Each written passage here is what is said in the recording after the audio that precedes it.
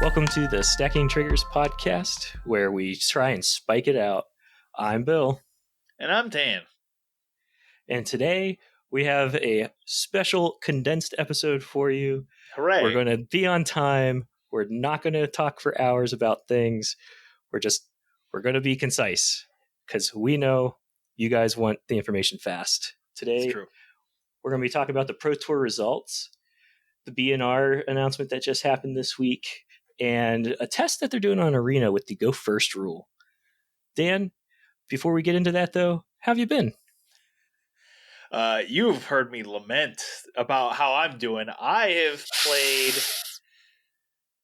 19 matches of Magic the Gathering since the RCQ that I played in, because it took a little bit of time because that was a very stressful day. In that amount of time, through Pauper and Modern, I have won a grand total of 2 of those matches. 2. Oof. 2 out of 19. Dan, I think the luck from the RCQ ran out. Yeah, apparently. It sucks because I have a store championship that I'm going to be playing in on Sunday, the day before this releases, so you guys won't hear about the results. I have a Modern RCQ, a 10K RCQ the following Saturday. I have a Pioneer 5K on Monday if I bomb out of the Modern 10K. Actually, they might just play the whole event on Friday or on Saturday, so like I could play in that tournament and then go to the Pioneer event and potentially win that one. Oh my god, 2 tournaments back to back? Yeah, we're gonna try it. We're gonna see what happens. I mean, there's always the possibility to just bomb out of the first one and do well in Pioneer because it's Pioneer and that's seemingly the format that I can only play good in. How many people are they expecting? So the max amount they have set for the Modern 10K is 1,024. You're probably going to get about half of that, so we're talking about like 500 people. The Pioneer is 500-something people. I'm sure that is going to be even less. It's probably about 200-something people. So we're talking like a lot of fucking rounds of Magic. Yeah, the back-to-back lot of rounds? Like, that's just... We're going to see. That I know... With the RCQs that I have here, it's bad when it's just 32 people. Right. It takes forever. I can't imagine doing hundreds of people. Oh, yeah. It's going to be a mess. It's going to be insane. But, yeah, so I have played so much. I mean, you've seen the videos on YouTube, which, by the way, subscribe to our YouTube channel. You can watch league plays of us failing upwards as we somehow try to become good Magic players. But I played a League of Murktide. Those are all out. I won one of those matches. You're not going to know which. I played a League of Prowess, which has not been released and will be released during the week. I won one of those matches. I played 3 matches of Scam. How Scam ever does well when it gets my variants, I don't know. But, I mean, it's what it is. Bill, how has your Magic been? It's been kind of bad.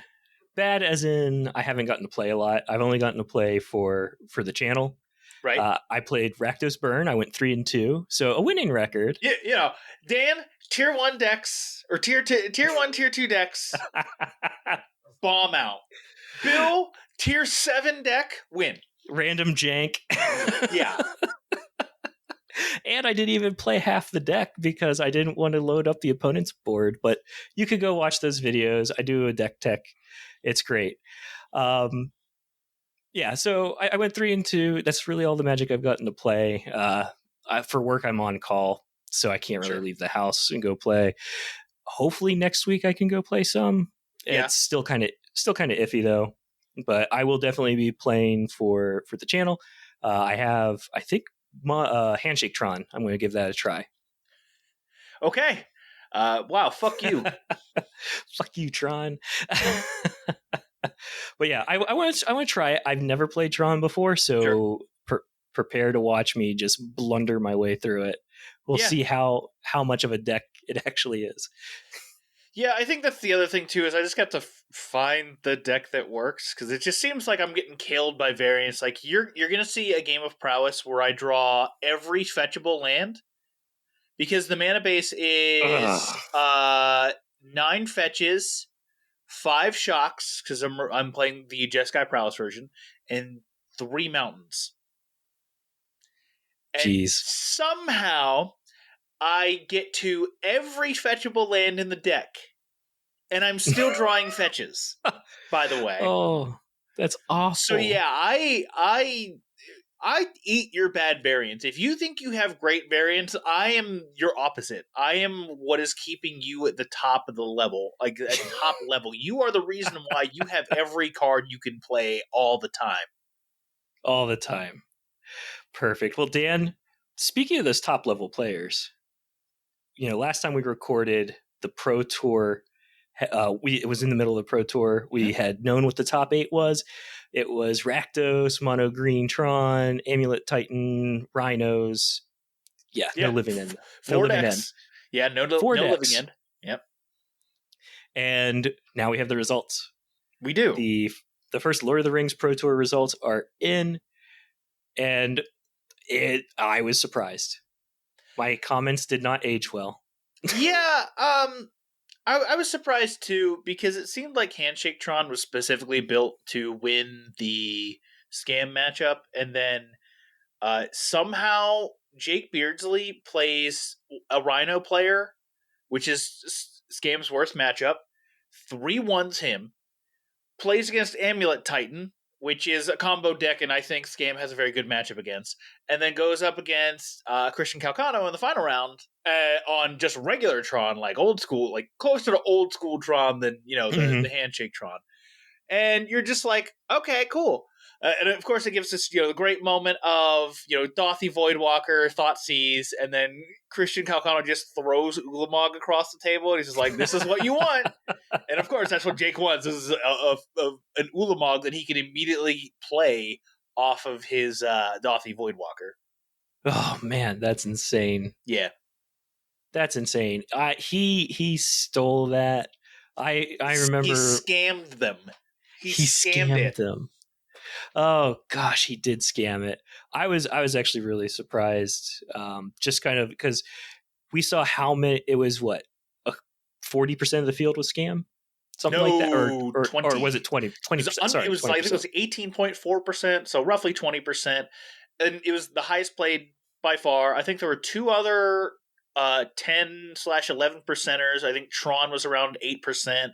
So like I think Rhinos was around 10%. So Scam, so like roughly 30% of the field was like represented in the top 8. What I Okay. mean. Like conversion rates are bad for like Scam because like only one of them made top 8 versus like Rhinos and Tron, which were just below them. Yeah. Yeah. It was a match to see.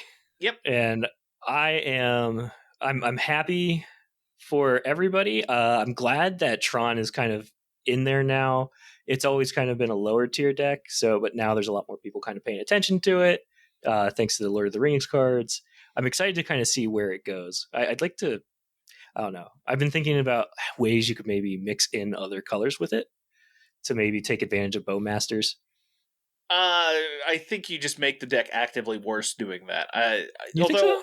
I think I see people thinking about doing Bluetron now that a certain card is unbanned in Modern, which we will talk about shortly. But yeah, I think Greentron is kind of the way to go because it gives you a permanent answer to stuff like Beseiju, or not Beseiju, but like Blood Moon. It gives you a permanent answer to Blood Moon with Beseiju. You can play Haywire Might and sack it to kill a Blood Moon, or even exile a One Ring. So I just think Green Yeah. Tron is probably going to be the way to go because the other Tron builds you see, the Blue Tron builds you would see would be like Remand, Repeal. Of this is all Pauper stuff, but like this is the only thing I can think of. Okay. Remand, Repeal, Mana Leak, that kind of stuff. Like I doubt they ever would play like Counterspell. Like I don't know if they're ever going to get 2 islands. Yeah, I don't see the the probability of getting the color fixing in Tron is bad. Yeah. What you have chromatic sphere Sphere, star. Yep. Yeah, those are And it. yeah, those are your only color fixers in their one time use. So Yeah. I it's mean, not that good. you could do the popper thing and go energy refractor, but even that feels bad. I feel like prophetic prism is just better, and you don't see that played at all. So I just don't think that's a thing that's going to happen. Yeah. Yeah. But the great thing is with the modern format, there's always innovation. Yep, So people are always trying something new. that's true. But congratulations, Jake and Christian. You probably won't see this, but They'll never congrats. see this. But Jay, what was funny is outside of the Christian throwing the Ulamog across the table was Jake's girlfriend became something of like an MTG Twitter superstar because she tweeted like right before Pro Tour, like before the top 8 got announced. She tweeted out like my boyfriend's loser hobby. It took me to Barcelona, and I'm probably going to Chicago off of it or something. Like just fucking around. My And his loser hobby. it just kept escalating, and somebody was like, "What? You can't call it a loser hobby anymore?" And she's like, "Technically, that's true." It was really funny. It was a really good, like, it was really funny. Oh I'm my! glad we How got did I like miss that this? thing. Oh, it was great. I don't How remember did her I miss at, this? but it was very funny. You should do your best to find this. Like, look up like Jake Beardsley girlfriend on Google or Oh something. my You'll probably be able to gosh, find this. But like, yeah, it was hilarious. that's that's funny. Oh my god, this loser hobby took me to Barcelona. Yeah. Oh man. Well, with that, we're done with the Pro Tour. Let's transition to some B&R announcements that came out this week related to Modern and what's that other format? Legacy. Legacy. Yeah. So you and I, we don't play Legacy much, Nope. actually, at all. Not at all. So we're not as in tune with the Mind's Desire unban. I will probably start trying to play Legacy some more because there's an Eternal weekend coming to my city later this year. And I would like a chance to get into the top 8 to get those Dragon Rage Chandlers. Yep, just the one, but I mean, there's going to be a million Dragon's Rage Chandlers. Like there's going to be 3 events for Eternal Weekend. So there's going to be 24 of those just chilling out in the universe. Those are going to be at least $100, probably more, because those see a ton of play in every format they're legal in. Oh my gosh, yeah, they're really good. Especially like even in burn decks now, you could throw them in there just to get through your land troughs. Well, yes, except for the fact that Bowmasters exist now, so it just kind of like fucks that plan. Like, because no, because it's a surveil trigger essentially, right? You don't draw the card, you look at the card, but it's still a 1/1. So on the draw, if you go DRC, gotcha. Turn Okay. 1, they just go, okay, Bowmasters, and they essentially 2 for 1 you. Yeah, Bowmasters. Which was not touched at all during the B&R. I didn't expect it to be. Yeah, that's true. They still have lots of product to sell, so they're not going to ban that card. But yeah, so the unban of Mind's Desire in Legacy, cool, it happened. There was another unban in Modern, which was Preordain. Yes. This is an interesting one because, like I just said with Bowmasters, it makes Bowmasters a little bit better. It also makes blue decks a little bit better too, because now Murktide lists or anything that dealt with Delirium, which mostly is Murktide lists, now have an additional sorcery, because before they were running Lorien Revealed to get that additional sorcery and also be able to fetch up an island. But now they get to look at up to 3 cards. They get to look at least 2 cards and potentially a third card if they decide to double Scry Bottom. Yep. And they have a sorcery. So now, like, DRC getting to Delirium faster is a thing that you can actually do. So yeah, I like the unban. I don't think it introduces too much power to blue decks because they're still kind of held in check by bowmasters. Like it's still bad into bowmasters. Like the problems of blue being bad to bowmasters hasn't been solved by this cantrip. True. I think what it does also, because I was watching a little bit of Spike play some Dimir control with the unban. And what it allows too is it allows your blue decks to run fewer lands because now you can get to those lands faster using your spells. So that allows you to jam additional things into your deck, maybe besides the preordained. Yeah, I've been seeing Murktide lists go to 17 lands. I've been seeing Death Shadow lists go to 15 lands, which is wild. That is wild to think about. That's insane. It's absolutely crazy. I can't imagine ever doing that. So I wonder what the average land count is in Legacy. And is that what we're moving to? Ooh, that's a good question. Is that what we're moving to with preordain in the format? Are we going to see fewer and fewer land counts as we get more and more dig effects like this? So let me think to 8-cast, because 8-cast is the one deck in Legacy I would play. So they play 4 Seed of the Synod, 4 Wasteland, 4 Ancient Tomb, and 4 Urza Saga. So they're 16 lands. Uh-huh. And they also play Lotus Petals. So essentially, we'll call those like half a land. So they're essentially playing 18 lands, but with the Lotus Petals, it's but yeah, potentially. Well, even what Living End I think was on 14 lands now with the land cyclers. Oh right, yeah. So Living End. Well, okay, so I think you would want it in Teamer Rhinos, right? No, not Teamer. Teamer's you run Lorien Revealed in Rhinos. They don't really reduce the land count, but the reason why Rhinos is a big thing because it's just such like a value deck that like your 2-for-1 of going okay, Shardless Agent plus Shardless Agent get 2 Rhinos, 10 power on board.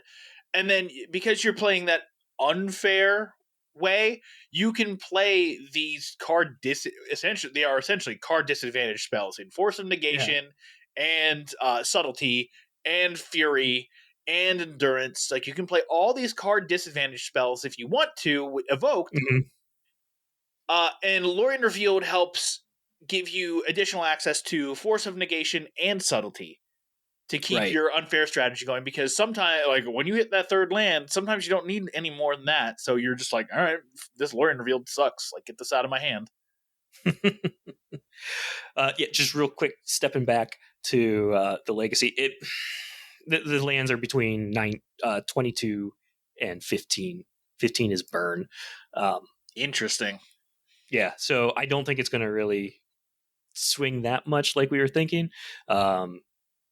But again, it's interesting seeing that there's this potential to go lower due to this unban. And I think it might make Modern faster, which is crazy because wasn't Modern already like a turn 2 at time? Could be a turn 2 at times. It was turn 2 it's turn 2 with certain decks. Like Amulet can be turn 2, Hammer can be turn 2, but like they have to get like the nut draw for that to happen. You've seen it multiple times, and people now say, "Oh, this is misattributed now because it was said in a period of time where it was true." But Modern is a turn 4 format, which like I don't really necessarily agree with. But like I agree with the notion that Modern swings on turn 4. Like you don't win the game on turn 4, but Modern, like by turn 4, if your plan isn't set up, you're kinda hosed. Yeah, I can see that. It makes a lot of sense, and I just it's interesting seeing that you said the Shadow goes. What did you say? Shadow goes down to 15, 13 lands? 15. 15. That's new testing. Like, this is all new stuff. Like, there's a Modern Showcase this weekend on MTGO, which That's true. is going to be a big event that's going to let us know, like, what are pros actually playing, or what other, like, the grinders actually playing, and what's going to do well. So we're going to see if Murktide can rise up, if blue-white or blue-black control can rise up, if Blue Black Shadow can rise up, and also like 4-color elementals has the ability to play preordain. So that's true. Yeah, there's a lot of blue decks that get like something out of preordain. It also again rises the stock of Bowmasters. It lowers the stock of the Cascade decks. The Cascade decks I don't want to say they got worse, but they definitely do not benefit from this because I can't even use the preordain. That's true. You are right. I wasn't even thinking about that. Yeah. So yeah, I look for more unbans at some point, actually. I feel like they're slowly going to start whittling away at some of the very weird cards being on the list. I've seen people call for the what the hell is it called? The artifact lands to come off. I'm like, what are you even talking about? What format do you want where the artifact lands, the colored artifact lands, the untapped artifact lands are in the format? What the fuck do you even want? I'm I would be okay with that. I want to see whatchamacallit, Affinity come back. Affinity be back for a whole weekend, and then they're like, well, this was a mistake. I really think that.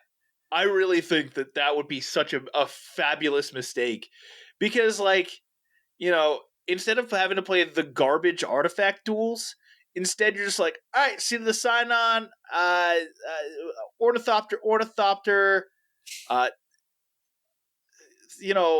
Memnite, Frogmite. All right, now I thought cast. Now, okay, go. Like, is that what you want? Because I don't want that. Let's get it. Let's go. Turn 0 format. Open up with this card in your hand, you win the game. No, that's insane to me. That's insane to me that people think that it can be unbanned. I don't think so. I think you're opening up a whole can of worms that you don't even want to see. Oh man.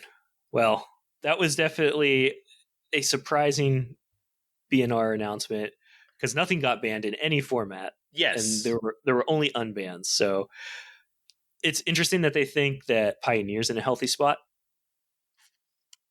I don't agree. Yeah, I don't agree either. I think Rakdos Sack and Mono Green Devotion being the top 2 decks are not healthy for the format. I think obviously Rakdos in general being a top deck for multiple months, and then like being like, okay, maybe the deck isn't as good because it's just Rakdos good stuff, and now we're gonna move to Rakdos Synergy, which actually has a game plan. Okay.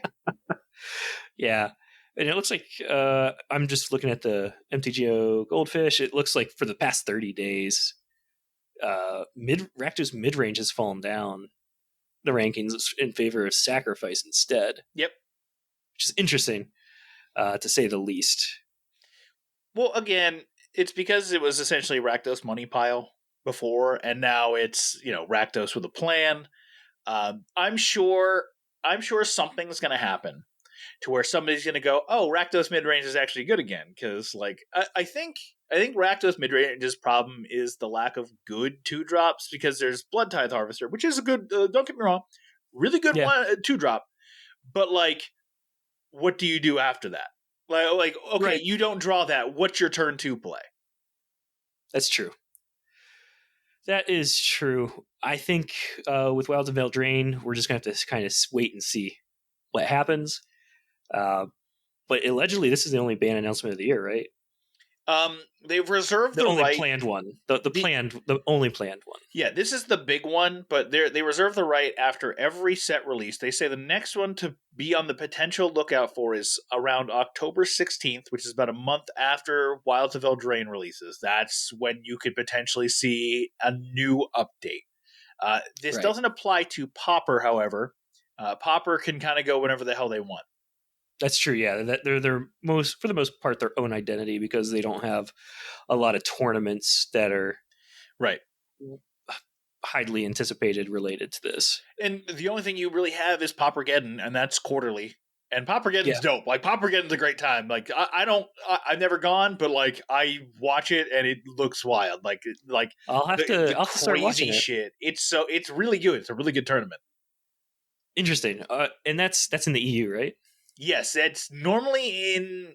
I'm going to say Italy because the last one I believe was in Milan, and the next one's going to be in Rome. But don't quote Okay, me on that. I could be wrong with those cities. But I'm pretty sure they were all Italian cities. got it. Well, I'm excited to kind of see what happens in October after Wilds of Eldraine. Just from what we've seen so far, seen so far, it looks like it's going to be an interesting set to say the least. But let's move on to our last little bit of the show here. We have the midweek Magic Madness this week, or is it next week? I think it's this week, where Wizards is trying a new rule, a slow start, where when you go first, it doesn't matter if you have a basic land or not; it comes in tapped. Yeah, it happened August 8th through the 10th. Oh, So okay, it just happened yeah, for us. yes. So it's in Alchemy that they tested this event. It was an Alchemy event. They tested it. The worst format. That's true. The worst format. It's just not even a good. Like it's not even remotely a good format. Like I'm sorry if you enjoy Alchemy. I'm sorry that's your Magic the Gathering experience. I think it would have been better if they did historic alchemy. I don't know what you even. I don't even know how you test. Like I guess Alchemy has to be the place you test it because it is the place where you test like active nerfs. Like DRC is a 0/1 in that Yeah, format, that's true. which Yeah, is wild to me. the fact that they're testing this though, I've seen some talk online that people are like, "Oh, is Wizards going to implement this rule, kind of like how they've been changing the Mulligan rules to try and because there's a lot of people who say, "Oh, you only won because you went first, not because I had better deck or something," Yeah. So I'm wondering if they're testing this to see if there's any actual data or truth behind that fact to slow people down a little bit. So Frank Karsten, who is like MTG Stats God, and it might have been other people too helping with this, but I think it was if you're on the play, you have It's not multiplicative what I'm about to say, but like if your matchup is a good matchup, like if you win like 60-40, if you're on the play, that jumps to like 70-30. So you know what I'm saying? It adds 10%, but it's not Yeah, 10% of 60, so it's not 66%. Like it's additive. right. Like I don't know I the gotcha. correct nomenclature, but like that's what I mean. It's like it's seemingly win rates when you're on the play jump an additive 10%. Got it. Okay, so that's what he says. Maybe it was just to have fun. I don't know. I think Maybe. it would be an interesting rule to implement, or maybe Mhm. it's a house rule people could start doing in Commander, so that way everybody gets a fair start. I don't know. No, Whatever. no, Whatever. no. I think this is this might be Magic Boomer, like, oh, the Boomer's saying don't do this, but like, I don't think this is going to stick. I think, if this actually gets implemented, I think you're going to get a lot of people who are upset. But Yeah. because what you're essentially doing is you're going to force people to look for ways to cheat mana into play on turn one, and like, because in Legacy, like I already said with ACAS, you can just go, Lotus Petal turn one, you can go like Lotus Petal tap Seed of Synod, cast Emery, Declare cast Emery, crack Lotus Petal for blue. It still works, so you still get to play your Emery for 1 mana. Then you go Mox Amber, and this is like, what tempo did you lose? Like that's if that rule ever got implemented and I was playing Legacy, that's the deck I'm playing, and I'm going for that every time. Yeah, and just to clarify, because I don't know if we said it, but it's the player who goes first has their land entered tapped. Mm-hmm. Because the second player, their land can come in untapped. So to me, this just really disincentivizes people to say, "Oh yeah, I'll go first." Yeah, and I don't know if you want that. Yeah. I don't know, but like they're trying something to, because it feels like currently that you need something to maybe be like, okay, I do want to be on the draw here. Like outside like the dredge people who are like, all right, I'm going to hand size and I'm discarding this card and have fun. Yeah. You know, but like we've seen it with Hearthstone. I bring up Hearthstone a lot when we talk about this, but like they had the coin.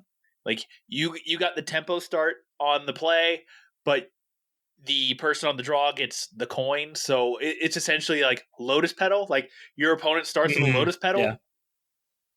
Like I don't know if you ever experiment with that. And I don't mean like exactly Lotus Petal. If you're on the draw, you get Lotus Petal. That would be insane. But like if it was exactly Lotus Petal, that'd be crazy. But I mean, like funny. It would have to be like a separate game object that's like called something else. Like it would just be like like you can't call it an artifact, you can't call it an enchantment, you can't call it a land, you can't call it whatever. You have to call it something else as a different game object. That's just like sacrifice this, gain 1 mana of any color or whatever.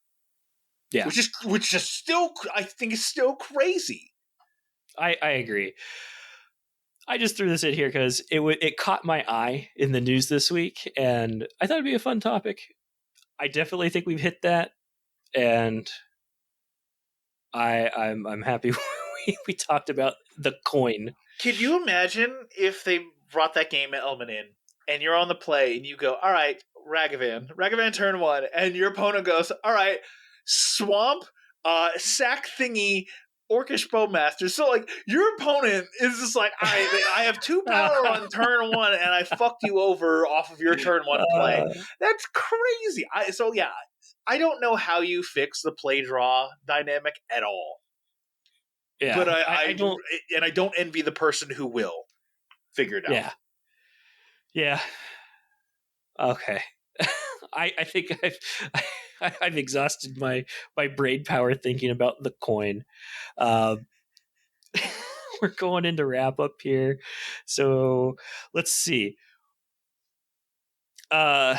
Subscribe to us on YouTube. We're playing Magic every weekday. Mm-hmm. Come yell at us in the comments. Tell us what we're doing wrong. We're playing every day, so in an effort to get better, teach us what we're doing bad.